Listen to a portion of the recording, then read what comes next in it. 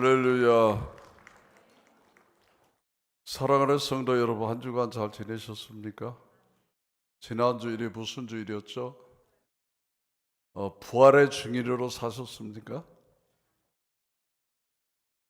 여러분, 전도자로 사는 은혜가 있기를 바랍니다. 고난주간 부활주일 지났습니다만 그 전에 말씀, 우리가 예수 믿고 거듭난 것이 끝이 아니라 예배자가 되는 것이 중요하다고 말씀드렸죠. 예배자. 오늘 예배자로 섰습니까? 또 우리가 말씀을 듣는 것이 굉장히 중요하지만 이 말씀을 들었을 때 그 말씀에 순종하고 따르는 것이 중요하다고 말씀드렸습니다. 그런데 우리가 이렇게 확인되지만 지난번에 말씀 잘 듣고 은혜 받고 아멘 했는데 사실 전도자로 살지는 못했잖아요. 솔직하게 얘기하면 말씀은 듣지만 따르지는 않는 것이 바로 우리입니다. 오늘 또 하나님의 말씀을 듣습니다. 오늘 또 잘 들으실 겁니다. 오늘 또 아멘 하실 것입니다. 그런데 그게 중요한 것 같지는 않습니다. 정말로 하나님이 이 음성을 듣고 우리가 따르기를 원하는 줄 알으시기 바랍니다. 아멘. 자, 오늘 본문 요한복음 10장 24절을 먼저 보겠습니다. 요한복음 10장 24절입니다. 방송실 정신 차리세요. 네. 유대인들이 에워싸고 이르되 당신이 언제까지나 우리 마음을 오곡하게 하려 하나이까 그리스도인 밝히 말씀하소서 하니라고 했습니다. 쉽게 말씀드리면 당신이 메시아 맞습니까? 그러면 좀 확실한 증거를 좀 보여주십시오라는 것이죠. 그런데 예수님이 뭐라고 답하시는지 잘 보시기 바랍니다. 25절 보면 예수께서 대답하시되 내가 너희에게 말하였으되 믿지 아니하는도다. 믿지 않는 것이 문제라는 것이죠.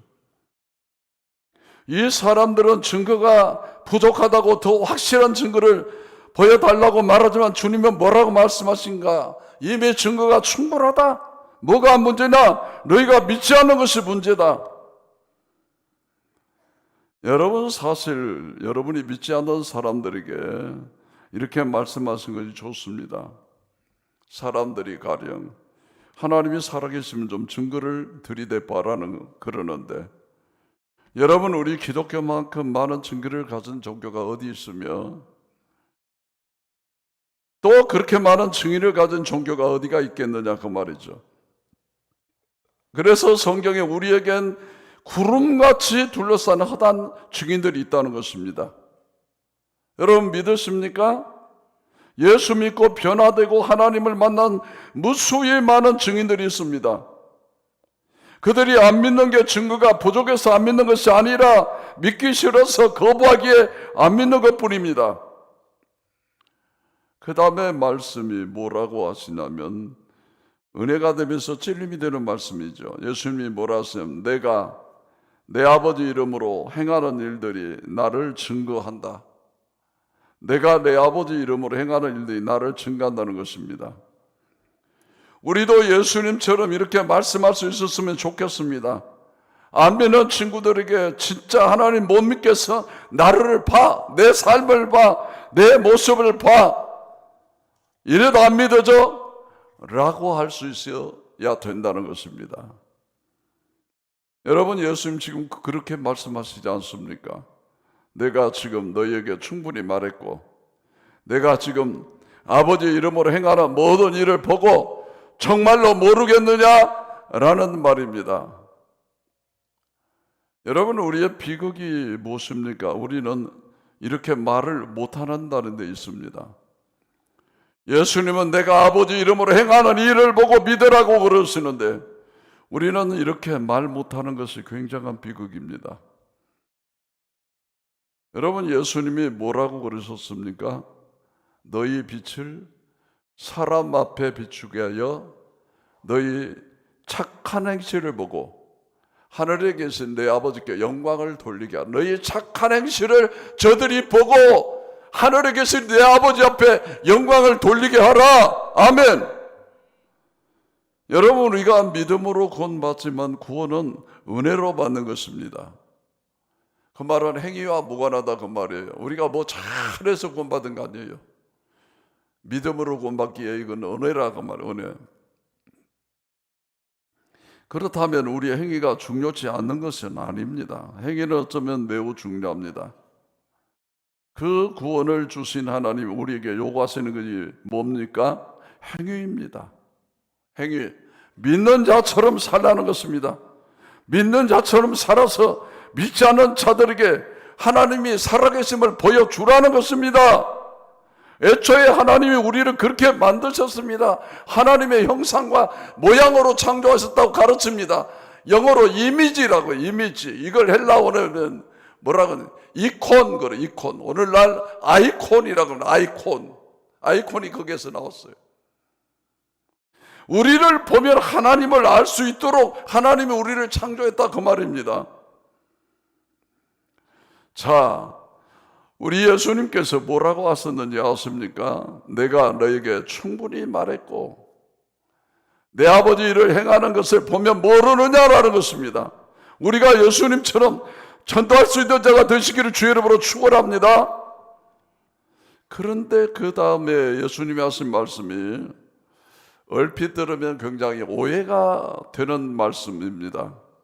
자, 요한복음 10장 26절인데 뭐라고 하셨느냐면 보시죠. 너희가 내 양이 아니므로 믿지 아니하는도다 라고 말씀하십니다.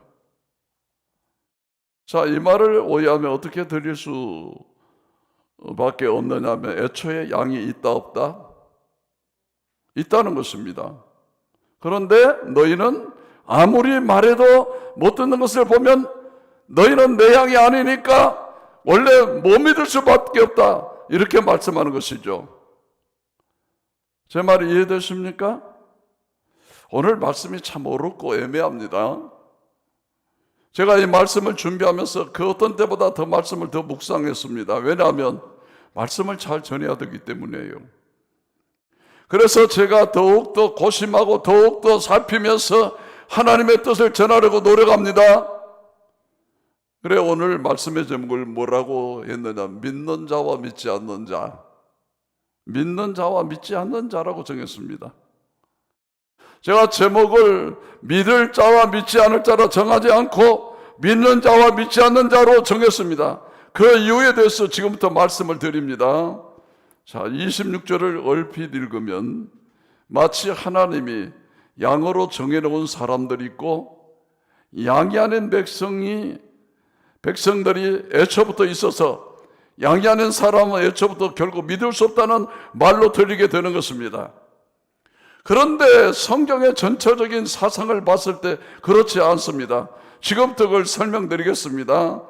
멀리 갈 것도 없이 요한복음 3장 16절 예수님이 뭐라고 하셨냐면 하나님의 세상을 이처럼 사랑하사 독생자를 주시니 이는 저를 믿는 자마다 멸망치 않고 영생을 얻게 하라 하심이니라 그랬어요. 믿는 자는 다 구원받는다는 말. 지금 우리가 읽고 있는 요한복음 10장만 해도 9절에서 뭐라고 말씀하셨느냐면 내가 문이니 누구든지 나로 말미암아 들어가면 구원을 받는답니다. 누구든지. 예수 믿으면 다 구원을 받습니다. 여러분, 디모데전서 2장 4절에는 하나님은 모든 사람이 구원 얻기를 원하신답니다. 이 말씀 믿으십니까? 모든 사람이 다 구원받기를 원하신답니다. 유대인이나 헬라인이나 야만인이나 죄인이나 민족을 초월하여 이미 모든 사람이 믿으면 구원받는다고 말씀을 하셨는데 지금 예수님이 이 사람들 유대인들에게 계속해서 충분한 증거를 보여주시고 충분히 믿으라고 말씀하셨는데도 안 믿는 자들에게 예수님이 지금 말씀하시는 것입니다. 너희가 이렇게 안 믿는 것 보니까 내 양이 아니로구나. 이 말은 너희가 내 양이 아니라서 안 믿는다는 말이 아니라 내가 너희에게 이렇게 말하고 저렇게 말을 해도 너희가 안 믿는 거 보니까 너희가 진짜 내 양이 아닌가 보구나 하시면서 우리 예수님이 화를 내시는 겁니다. 자, 이런 예수님의 패턴이 성경 여러 곳에 나옵니다. 그러면 마태복음 11장에 한번 가보시겠습니다. 자, 예수님이 특별히 은혜를 많이 베푸신 고을들이 있었습니다. 마태복음 11장 20절 보십니다. 예수께서 권능을 가장 많이 베푸신 고을들이 회개하지 아니하므로 그때 책망하시되 라고 했습니다. 자, 이 부분을 강조하는데, 그렇다면 예수님이 권능을 많이 행하신 목적이 뭡니까? 회개하고 돌아오라는 것이죠. 회개하고 돌아오라는 것이죠. 그런데 그렇게 많은 은혜를 베풀고 그렇게 많은 사랑을 베풀었고 그렇게 많은 권능을 베풀었는데 끝까지 회개하지 않는 자들을 주님이 어떻게 하셨대요? 책망하셨대요. 책망. 화를 내셨답니다. 그러면서 뭐라고 말씀하시냐면 화 있을진저 고라시나 화 있을진저 벳세다야 너에게 행한 모든 권능을 두로와 시돈에서 행했다면 그들이 다 회개했을 것이다 라는 것입니다. 심지어 24절에 가면 심판날의 소돔 땅이 너희보다 견디기 쉬우리라고 하십니다. 내가 너희들 회개하라고, 내가 너희들 그렇게 돌아오라고 그렇게 많은 은혜를 베풀고 이렇게 많은 사랑을 베풀고 이렇게 많은 기력을 베풀었는데 끝까지 회개 안 해. 에라 이 나쁜 놈들아. 세상의 심판날에 소돔 땅이 너희보다 나을 것이다 라는 것입니다. 여러분, 예수님의 마음 이해가 되십니까? 자, 마태복음 23장으로 가시겠습니다. 또 동일한 말씀입니다. 그렇게 은혜를 베풀었으나 거부하는 자들을 책망하시고 저주하셨습니다. 자, 마태복음 23장의 내용은 바리새인, 서기관들, 유태인들, 예수님을 반대하는 자들과 끝까지 논쟁하신 다음에 주님이 뭐라고 하셨느냐? 마태복음 23장 37절을 보십니다. 예루살렘아 예루살렘아 선지자들을 죽이고 내게 파송된 자들을 돌로 치는 자여 암탉이 그 새끼를 날개아래 모험같이 내가 내 자녀를 모으려 한 일이 몇 번이었느냐? 그러나 너희가 원치 아니하였도다라고 하셨습니다. 똑같은 배틀입니다. 그동안 하나님께서 무수히 많은 선지자들을 보냈고 무수히 많은 선지자를 보내서 내게로 돌아오라고 했는데 끝까지 회개하지 않는 자들을 향해서 주님이 뭐라고 했는지 아십니까? 책망하시는 것입니다. 뭐라고 선포했는지 아십니까? 마태복음 23장 38절입니다. 보십니다. 보라, 너희 집이 황폐하여 버림마 되리라는 것입니다. 너희 집이 황폐 버림마 되리라는 것이죠. 여러분, 요한복음 말씀으로 돌아오겠습니다. 지금까지 요한복음 10장에서 예수님께서 끝까지 논쟁하시기를 내가 양이고 나를 믿으면 구원받고 그리고 우리 바깥에 있는 양도 있는데 나를 믿으면 다 구원받아 내게로 와라, 내게로 와라는 거 설득하시다가 끝까지 거부하는 자를 향해서 너희가 끝까지 안 듣는 걸 보니까 너희가 내 양이 아니라는 것입니다. 여러분, 우리들 다 자녀들 키워봤잖아요. 자녀들 10대 자녀를 키우게 되면 이런 말을 한 번쯤은 하게 된답니다. 야, 이놈의 새끼들아, 너 진짜 내 자식도 아니야. 내가 너를 어떻게 키웠는데 너 이렇게 하기야? 나가! 아빠라고 부르지 마! 너는 내 자식도 아니야. 정말 내 자식이 아니라는 뜻일까요? 아니잖아요. 그게 담겨진 아버지의 마음은 무엇입니까? 안타까움, 아픔입니다. 우리 장로님 중에 어떤 분이 아이고 그냥 자식을 그냥 패 죽이고 싶대요. 그래서 그렇게 착한 애가 어쩌거려. 아이고 목사님 말도 안 들어요. 죽겠어요. 막 그냥 사지가 부들부들 떨리는 그 모습을 보면서 힘들기는 힘든갑다. 그땐갑다. 내가 그렇게 생각했어. 자식 키워보는 부모들은 한 번쯤 다 당하는 일들 아니겠어요? 내가 이렇게 사랑을 베풀었는데도 부모의 사랑을 모르느냐? 예수님이 오늘 그 말씀하시는 겁니다. 이렇게까지 하는 것을 보면서도 너희가 이렇게도 말을 안 듣는 것 보니까 너희가 내 양이 아니로구나. 그렇게 해놓고 또 37절에 가서 한 번 더 설득합니다. 여러분 요한복음 10장 37절로 38절 상반절까지만 보십니다. 만일 내가 내 아버지의 일을 행치 아니하거든 나를 믿지 말려니와 내가 행하거든 나를 믿지 아니할지라도 그 일은 믿으라라는 것이죠. 자, 주님이 뭐라고 계시는 겁니까? 그래도 믿으라. 그래도 믿으라. 그 다음에 사도행전 2장으로 한번 가보시겠습니다. 이 유대인들이 예수님이 이렇게 말씀하셨음에도 불구하고 끝까지 예수님을 거부했습니다. 나중에 예수님이 십자가에 못 박아 죽인 자도 유대인들이었습니다. 그런데 이 예수님을 똑같이 못 박아 죽인 자들이 나중에 이런 변화가 생깁니다. 사도행전 2장 사도 베드로가 성령이 충만하여 설교를 하기 시작합니다. 설교의 대상인지 누구인지 잘 보시기 바랍니다. 2장 21절부터 보시겠습니다. 자, 베드로가 뭐라고 설교하는 누구든지 주의 이름을 부르는 자는 구원을 받으리라. 21절에 이렇게 말씀하시죠. 자, 이렇게 설교한 다음에 22절입니다. 이스라엘 사람들아 내 말을 들으라. 너희도 아는 바와 같이 하나님께서 나사렛 예수로 큰 권능과 기사와 표적을 너희 가운데서 베푸사 너희 앞에서 그를 증언하셨느니라. 자, 예수님이 하신 말씀과 똑같습니다. 그 다음 23절을 보십니다. 그가 하나님의 정하신 뜻과 미리 아신 대로 내어준 바 되었거늘 너희가 법 없는 자들의 손을 밀어 못 박아 죽였으나 라고 했습니다. 그러니까 지금 베드로가 설교하고 있는 대상이 누구냐? 그까지 예수님을 거부하고 예수님을 못 박아 죽인 자들입니다. 너희가 내 양이 아니구나 선포한 자들입니다. 이들에게 선포했는데 내용이 뭐냐?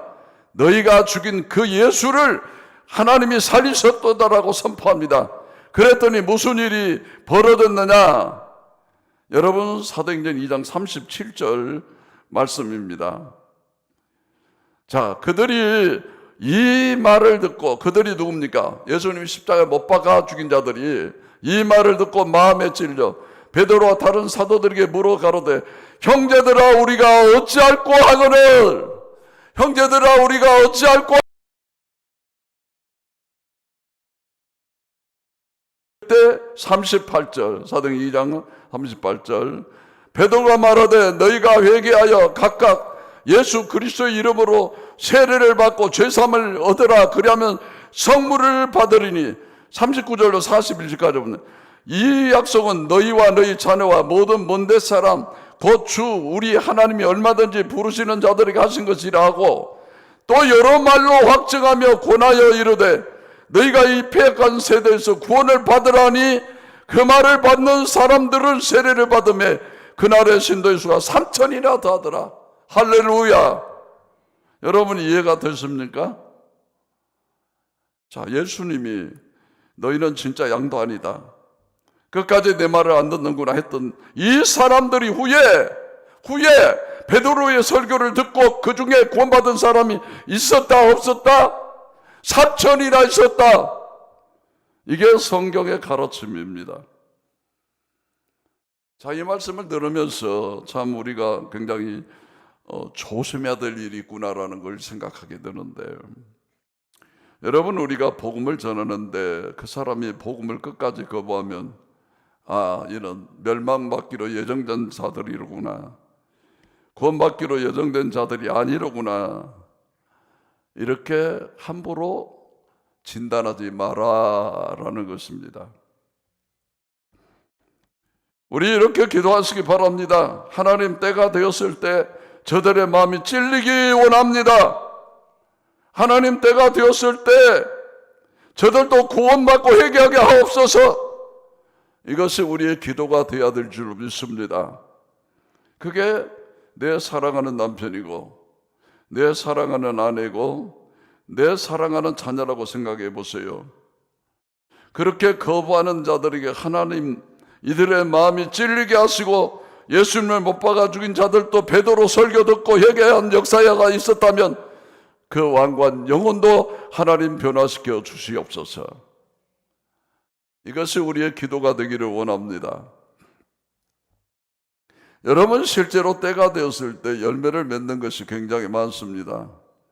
오늘 우리가 읽은 요한복음 10장 40절부터 후반부를 보면은 이번에는 믿는 자들이 등장을 하죠. 자, 여러분 40절을 보겠습니다. 다시 요단강 저편, 요한이 처음으로 세례 베풀던 곳에 가사 거기 거하시니. 자, 41절입니다. 많은 사람이 왔다가 말하되 요한은 아무 표적도 행치 아니하였으나 요한이 이 사람을 가리켜 말한 것은 다 참이라 하더라. 그래야 거기서 많은 사람이 예수를 믿으니라 라고 했습니다. 자, 이때 예수님을 안 믿은 사람도 많았지만 믿는 사람이 많았답니다. 성경이 분명히 말씀하고 있는 것은 이들이 믿게 된 계기는 누가 있었답니까? 세례 요한이 있었다는 것입니다.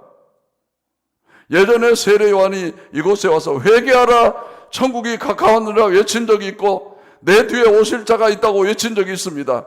그때는 사람들이 안 믿었습니다. 그때는 안 믿었고 요한이 씨를 뿌려놨는데 오늘 예수님이 이들에게 복음을 전할 때 이 사람들에게 뭐가 생각났습니까? 과거에 그 세례 요한이라는 사람이 한 말이 있었지. 응? 그 말이 생각나서 이 말이 믿어지고 깨달아진 것입니다. 여러분, 세상 만사에는 때가 있다고 가르칩니다. 여러분이 누군가에게 전도를 하는데 그 사람이 믿으면 내가 전도를 잘했나 보다 그럴 수도 있겠지만 과거에 누군가가 그 사람에게 씨를 뿌려놨는데 여러분은 때가 돼서 거두는데 도구로 한번 쓰임받은 것뿐입니다. 믿습니까? 내가 누군가에게 복음을 전할 수도 있는데 내가 전도하고 그 사람이 돌아오면 과거에 누군가 복음의 씨를 한번 뿌린 적이 있는데 하나님 때가 되어 지금 나를 통해 거두시는구나. 그리고 하나님께 영광을 돌리시기 바랍니다. 여러분, 세례 요한이 자기가 뿌린 씨의 열매를 보지 못했습니다. 목베임 받아 그냥 죽었습니다. 그러나 세례 요한의 죽음이 헛되지 아니하면 그가 뿌려놓은 복음의 씨가 때가 되었을 때 열매 맺은 줄로 믿습니다. 오늘 예수님도 마찬가지입니다. 오늘 예수님이 전한 말씀이 그들의 완고한 마음에 거부되었습니다. 그런데 그 뿌려놓은 씨가 사도행전 2장에서 사도 베드로 설교 때 열매 맺은 백성들이 있었다는 것입니다. 여러분, 우리 가운데 아무리 복음을 전해도 믿지 않는 내 아내와 내 남편과 내 자식 때문에 혹은 내 부모님 때문에 마음이 상한 분 계십니까? 선을 행하되 낙심치 말지니 피곤하지 않으면 때가 이름에 거두리라고 성경은 가르치고 있습니다. 울며 씨를 뿌리는 자는 기쁨으로 그 단을 가지고 돌아오리로다라는 이 성경의 말씀을 여러분 꼭 기억하시기 바랍니다. 여러분, 성 어거스틴의 얘기를 우리가 잘 알고 있죠. 그 어머니 모니카 얘기를 들어보셨지요? 여러분, 성 어거스틴이 얼마나 망나니였냐면 16살 때 창녀와 함께 동거하다가 17살에 사생아를 낳은 사람이죠. 그렇게 부모 마음을 아프게 하고 그렇게 방탕한 사람, 그 창녀가 자기보다 8살이나 많습니다. 어머니가 날마다 기도하는데 변화가 없습니다.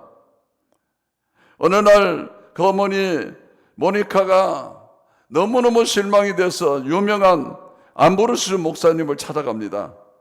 목사님, 하나님이 아무래도 우리 아들을 버린 것 같습니다. 아무리 기도해도 응답이 없습니다. 그때 암브로시우스 목사님이 유명한 말을 합니다. 어머니의 눈물의 기도가 있는 자식은 결코 망하지 않습니다. 어머니의 눈물의 기도가 있는 자식은 결코 망하지 않습니다. 아멘. 여러분, 우리가 하나님의 마음을 좀 알았으면 좋겠습니다. 복음을 전하고 안 들을 때 구원받지 못한 자로 예정된 자인가 보지? No! 아니라는 것입니다. 씨 뿌리는 자가 되어야 합니다.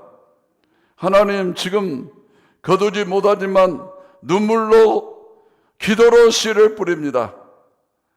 때가 되었을 때 거두게 될 줄로 믿습니다.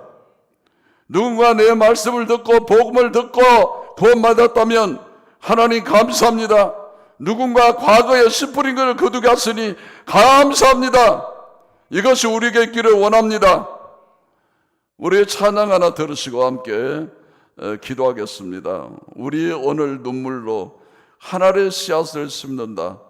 꿈꿀 수 없어 무너진 가슴에 저들의 푸른 꿈 다시 돌아나도록 우리 함께 땀 흘려 소망의 길을 만든다. 찬양을 들으시겠습니다.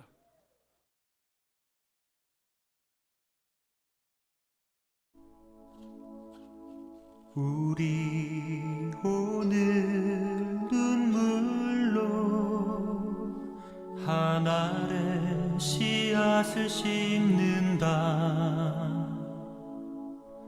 꿈꿀 수 없어 무너진 가슴에 저들의 푸른 꿈 다시 돋아나도록 우리 함께 땀 흘려 소망의 길을 만든다. 내일로 가는 길을 찾지 못했던 저들 노래하며 달려갈 그 길, 그날에 우리 보리라. 새벽 이슬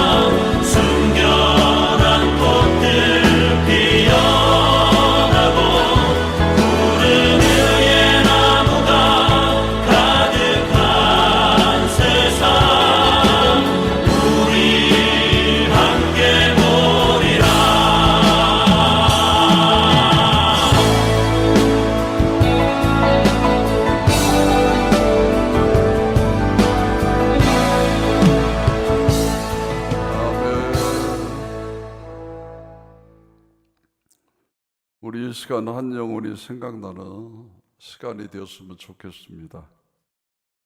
황폐한 그 마음, 돌박 같은 그 마음, 도저히 말씀이 들어가지 않는 그 마음, 그러나 눈물로 씨를 뿌릴 때 언젠가 그곳에서도 꽃이 피어나고 주님의 큰 숲이 이루어질 줄로 믿습니다.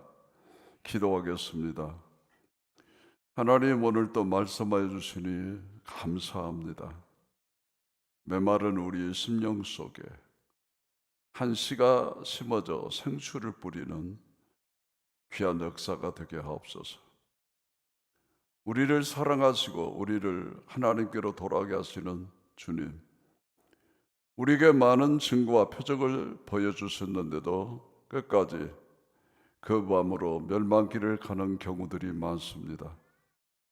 주여, 그 길로 가는 주의 백성들이 많은데 이 시간 우리 마음에 하나님의 마음을 허락하여 주셔서 그 사막과 같은 마음, 복음을 거부하는 그 마음에 우리가 눈물로 씨앗을 심는 자들이 되게 하여 주시옵소서.